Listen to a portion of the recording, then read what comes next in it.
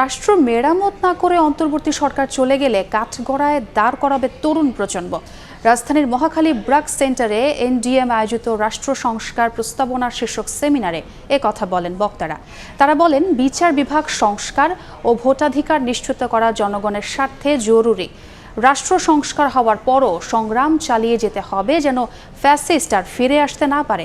এ সময় প্রধান উপদেষ্টা প্রেস সচিব বলেন, রাষ্ট্র মেরামত না করে যদি অন্তর্বর্তী সরকার চলে যায় তাহলে এই প্রজন্ম বর্তমান সরকারকে কাঠগড়ায় দাঁড় করাবে। আন্দোলনের পরে জনগণের মাঝে যে আকাঙ্ক্ষা জেগেছে তার বাইরে গিয়ে আগামীতে কেউ রাজনীতি করতে পারবে না বলেও মন্তব্য করেন বক্তারা।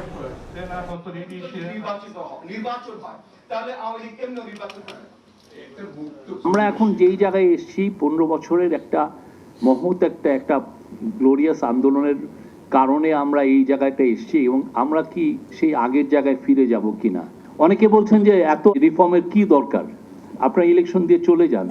আমরা যদি রাষ্ট্র মেরামতের কোনো আয়োজন না করে, কিছু না করে আমরা চলে যাই, আমাদেরকে এই জেনারেশন আমাদেরকে কাঠগড়ায় দাঁড় করাবে। থাকতে চাই, আমি এখানে পারলে জেলে পচে মরতে চাই, তাও আমরা চাই যে এখানে একটা ভালো রিফর্ম হোক।